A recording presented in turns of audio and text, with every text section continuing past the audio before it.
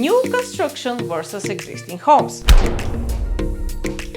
As a home buyer getting ready to enter the market or a seller looking to sell and upgrade your property, it is important to consider all of your options before making a decision.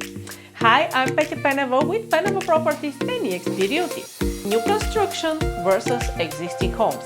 Which one will come out on top? Let's start with new buildings. The primary advantage of buying a new building is that you get to own a brand new, never lived-in home that is customized to your specifications. You get to choose the floor plan, appliances, and all the finishes. You can also take advantage of energy-efficient builder options, saving you money on your utility bills over time. And more often than not, the builder will offer some great buying incentives.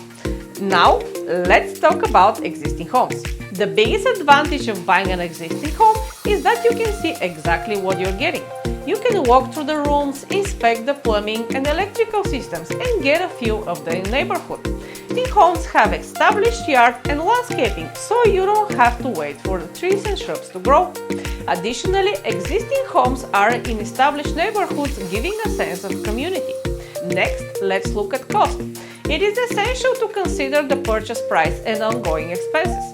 New construction may have a higher purchase price but more efficient appliances and reduced maintenance costs.